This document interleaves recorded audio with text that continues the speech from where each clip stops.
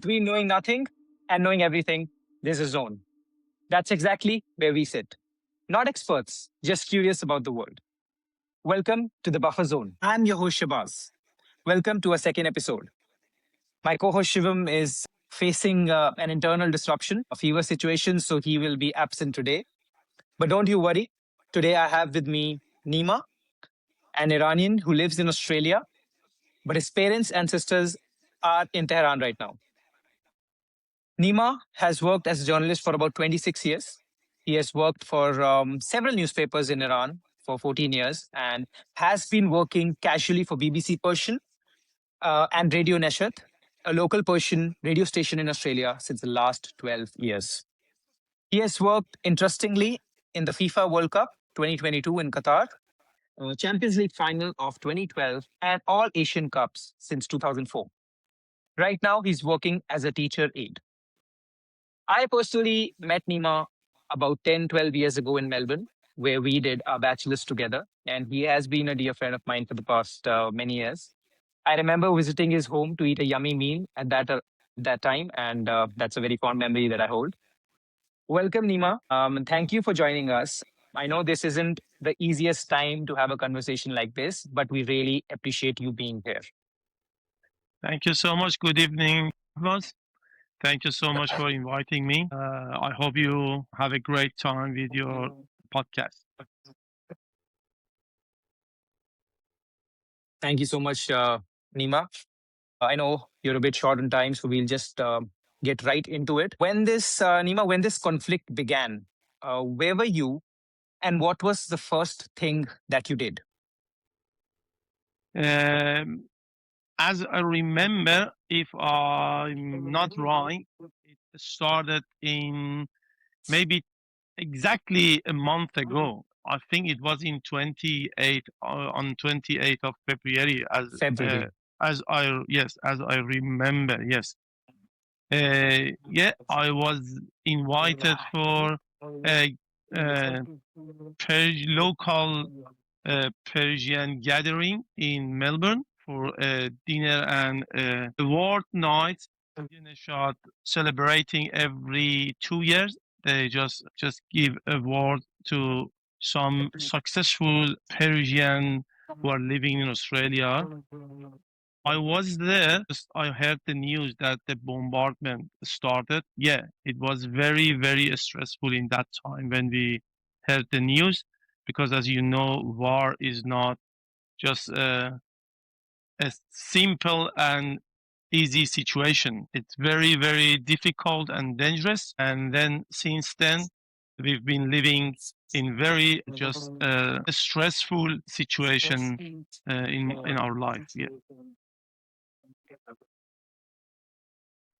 Right, right. Yes, as you correctly said, I think the unpredictability and there is a lot of uncertainty, especially when your loved ones are involved. I mean, it's very easy for people from far to make comments about the war, but I think people like you who have family getting affected, I think I can understand where you're coming from. So, Nima, you Yeah. are in Australia. Your parents and your sister, if I'm not wrong, are in Tehran right now. So, how does that feel for you? Like, how does that change your view on the war? Yeah. Just let you know, apart from my own family, my wife and my daughter and my brother and my brother-in-law, the rest of my families and relatives are living in Iran, and most of them just living in Okay. Tehran.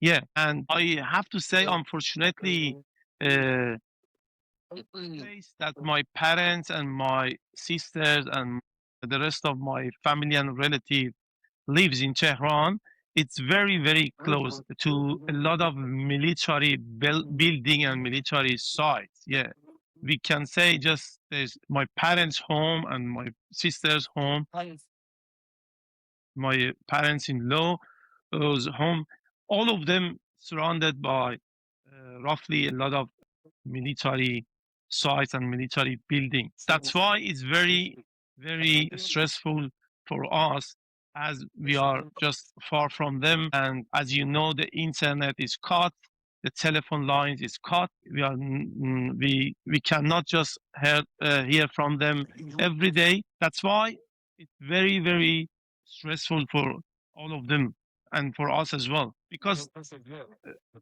you know, they try to just target the military sites and military building, and some people just who are working for army or for IRGC, but no one knows when they attack and they target a building. Sometimes they target some civilian building who are just belongs to who is just working for army or for IRGC, and you don't know when they target that building. Maybe some building around uh, that building, next to that building, maybe collapse, destroy, and maybe some innocent people just lost their life. That's why it's very predictable and uncertain. You don't know what's happened when the missiles and maybe the bombs is coming, or maybe sometimes they target with drones, innocent people, sometimes maybe children, they lost their life. But the positive side of uh, this war is they mostly targeted the military building and the army sites and army building, and the people just who works for governments or for high level managerial of the government and the military service. Yeah. Right. Okay. Okay. So Nima, you refer to a problem in getting through to them. Like communication is an issue because phone lines are cut. There is no internet. So are there few days where you don't know what's happening there? Like you are not in touch with anyone. Are there days that go by where you Yeah. don't know, where you have no idea what's happening with your family in Tehran? When the war start, after 1 or 2 days, they cut everything, and we didn't hear from our family for maybe 5 or 6 days at the first week. And then after that, people start to just find some way to just communicate with Iran. They try to find some phone application to just communicate very shortly. Is not possible to do, for example, video call or phone call. We just could communicate by messages, or sometimes by just only sending the voice. And then sometimes we cannot just do the phones and just make a phone call to Iran from outside of Iran. It's very rare. Sometimes, maybe if you are so lucky, you can, but in most of the time, you cannot. Then you have to wait for your family to contact you by phone from Iran.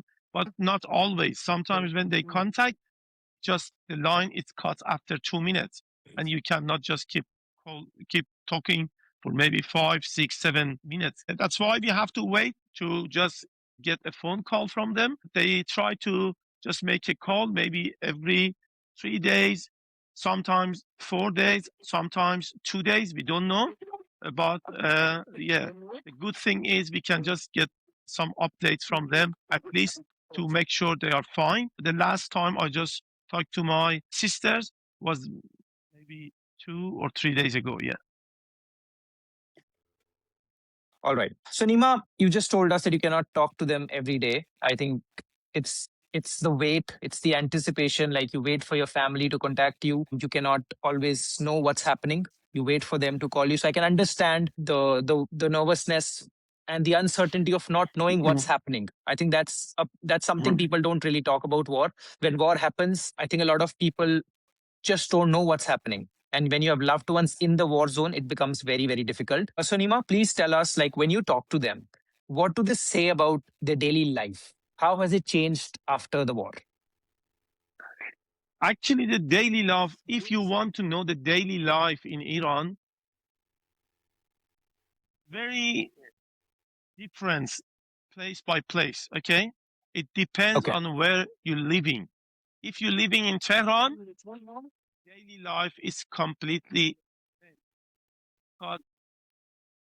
The everyday target is Tehran. Okay. But Yes.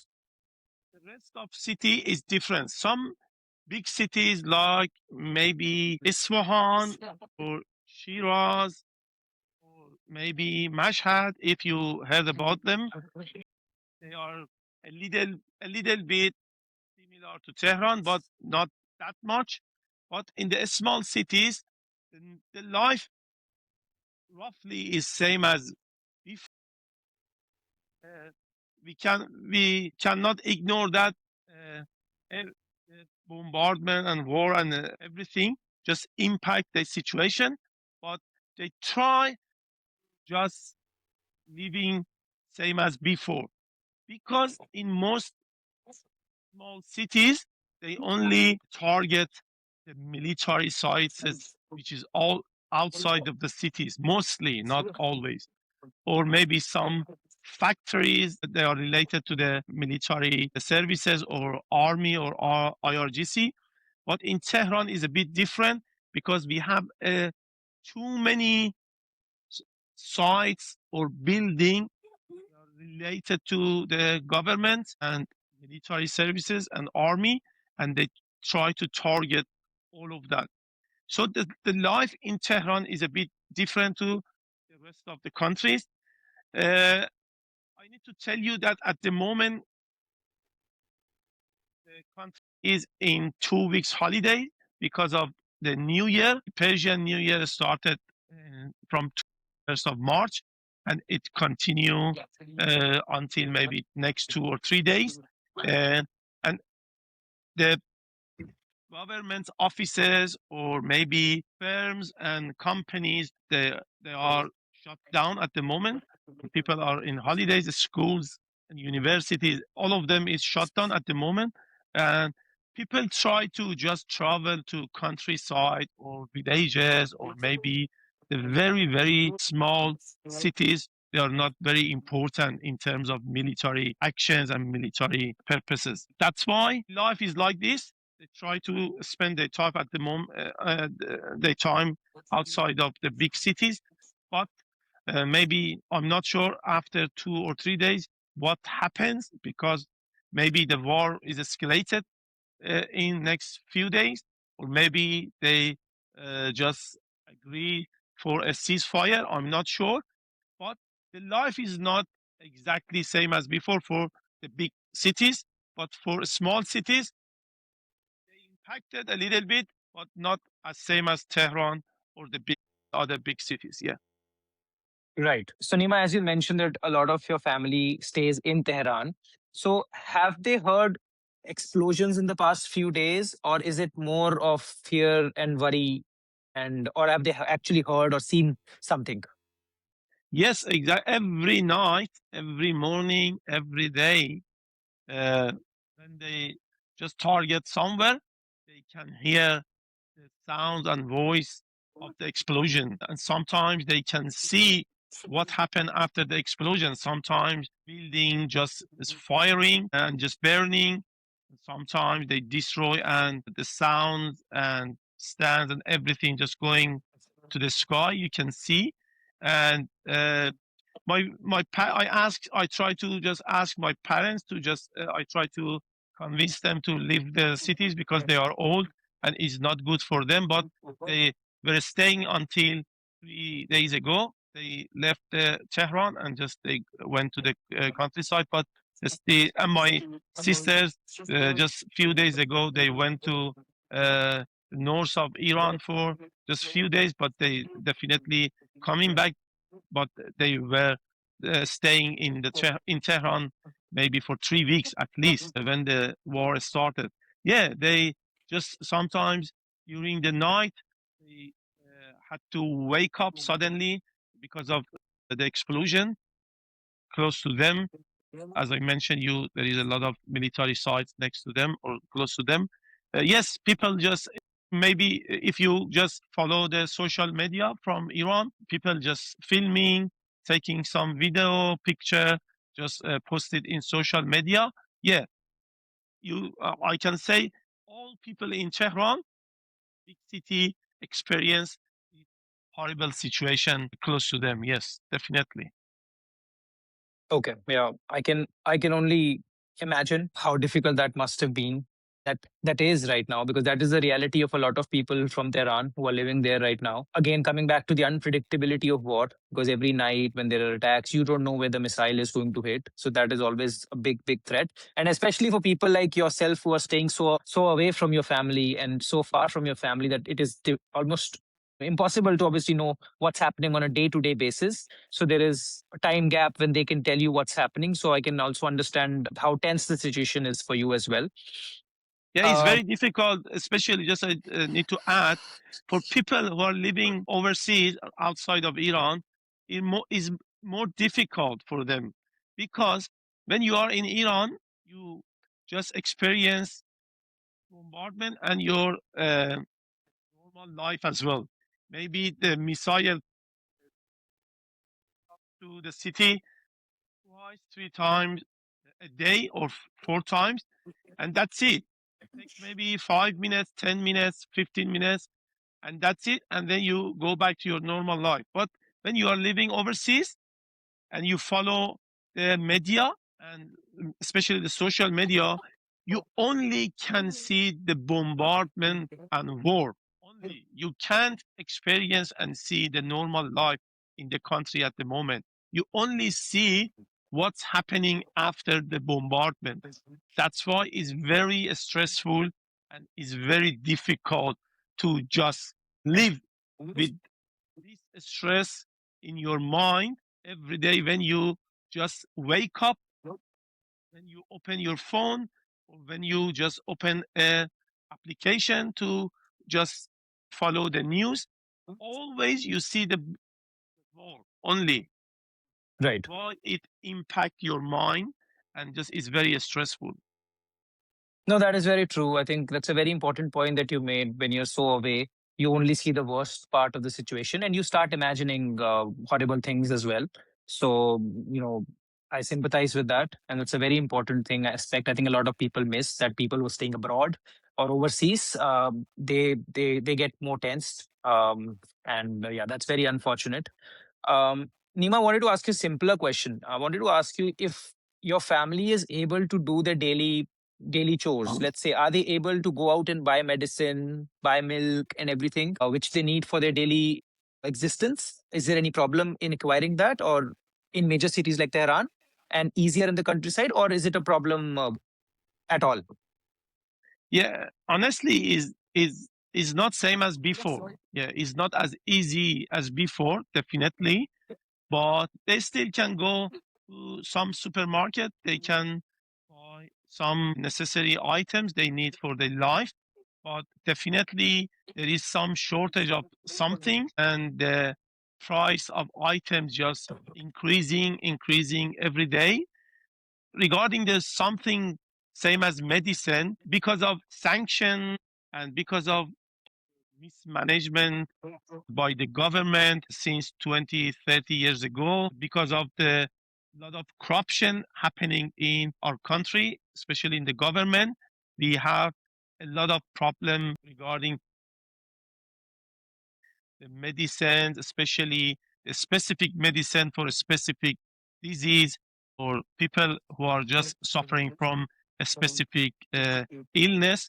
They had problem before the war as well, and now definitely they had more problem. As I mentioned to you, life is not same as before.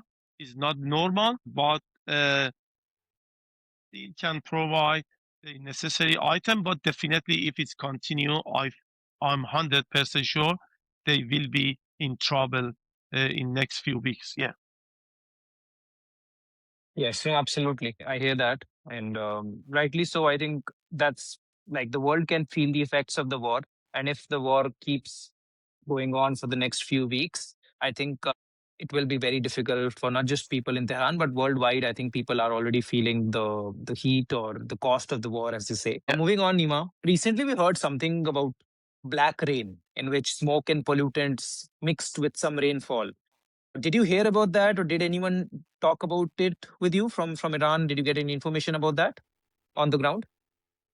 Yes, because they target one of the fuels fuels building, I think. Yeah, Okay. in close to the Yeah. Tehran. Yeah, it was a tank. It was a very big tank of the fuel, which provide fuel for a lot of military services, armies, missiles, or some factories in Iran. It was very big tank. They just target that one, and when it was burning, big fires and big smokes just going and just going to the sky. It was taking maybe a day or 2 days to just be completely clear. But in that time, when the smoke was going up to the sky and just cover the of Tehran, in that time the rain is coming as well, and then the black rain just was coming and just came to the ground, and people could experience this pollution in that time for at least one day. Yes, it was very horrible situation. Some people just had problem to breathe, and almost the whole city was polluted in that day, maybe 1 or 2 days. And yeah, it was very terrible situation in that time. Yeah. Right. No, yes, I was reading some reports about it, and that's a very another environmental impact of the war. Yeah. You cannot see the numbers. It might not directly cause someone to die or fall sick, but indirectly it leads to a lot of problems. It can lead to a lot of diseases. People who already have some diseases can get affected by it as well.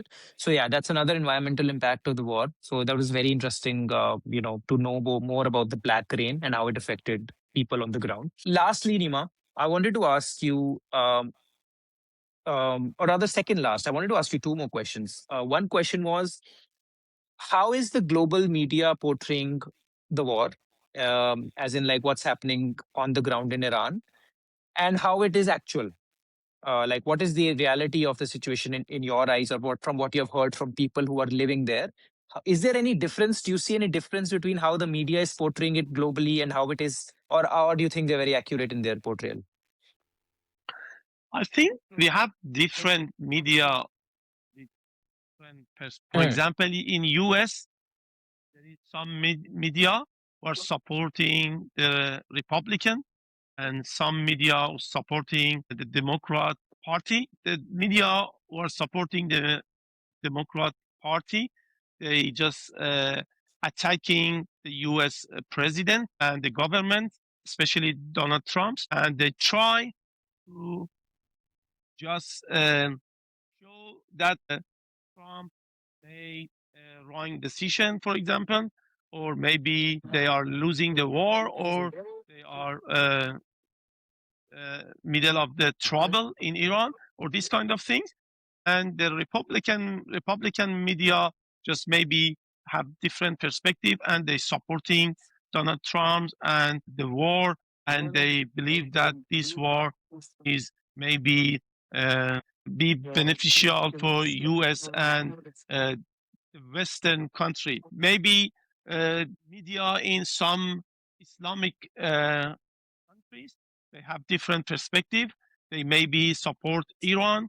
Some of them, maybe support US or Israel, especially, for example, in some country like Persian Gulf, they have maybe different idea, and they're supporting US and Israel, and some other countries maybe are have different idea and just supporting Iran.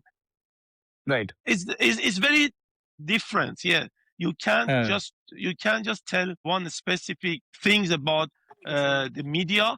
They have different perspective. I just could see everything about this war. Some of them are very realistic. Some of them no. They just follow some benefit. They just change the reality. They just maybe provide some reports and news that is not very accurate. I think it's different. Yes, you cannot tell which one is true, which one is not true. They have different perspective, and they just follow different benefit and different interests. Right. Right. And that's true. I think a lot of people have different propagandas which they serve. Some of them accurate, some of them not so accurate. So I completely understand what you're trying to say. Lastly, Nima, I think I would want to end this on a positive note. So if there's any message from your side, or let's say people think they understand Iran, if you want to say something from an Iranian perspective about the war. And that would be my conclusion to this podcast. That would be my message. What would you want to say? The first thing is war never is good and beneficial for no one. War just produce hate. Hateness is not beneficial for no one. Okay, this is the first thing I can say. But I just need to tell you, this war belong to Iranian people, to most Iranian people, at least for more than 80% of Iranian people. This war is only between Islamic uh, Islamic Republic government in Iran and the Israel and US. The, the, the policy idea that the Iranian government been following since was just took my country to this war. Okay? People in Iran, they don't want any war. They don't support any war because we experienced years war with Iraq maybe 30 years ago, and people just more, all people knows how the war can just destroy a country and destroy the life and just kill the innocent people. Okay, but for this war is a bit different. I can tell people just supporting this war, but most people same time is not completely uh, or unhappy because this government is very brutal.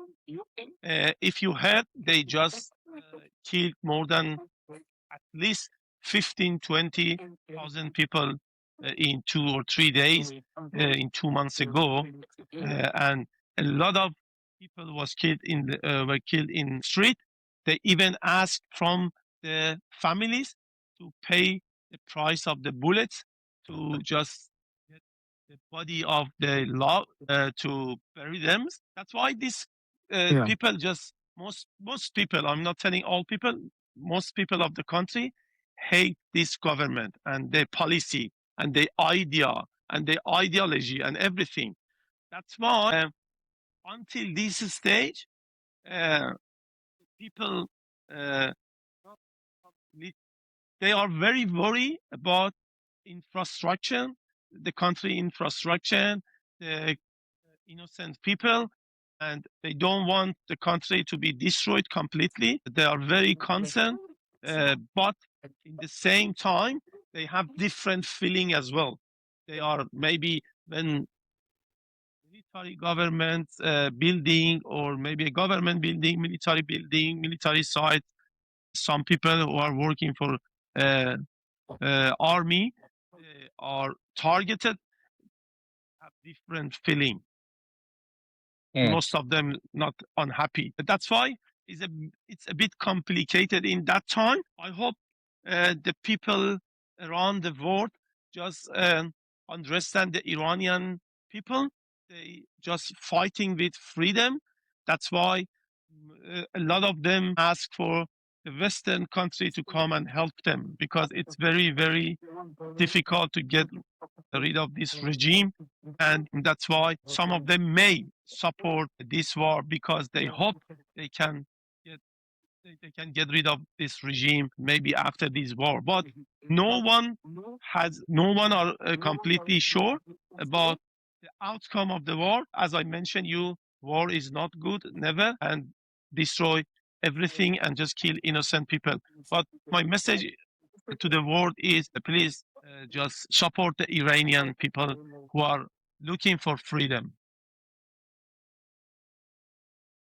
Freedom. I think that's the last word from my interview with you, Nima, today, and that's a very powerful word. I would like to thank you for your time and your valuable insights and number of multiple perspectives that you've given today on this topic, showing that it's never black or white; it's always in the middle. War is never, straightforward. It's complicated, as you rightly said. And just thank you from the bottom of my heart for your valuable insights, Nima. And yeah, thank you for giving me No your time. worries. I really appreciate it. No worries. Thank you so much for having me. Thank you.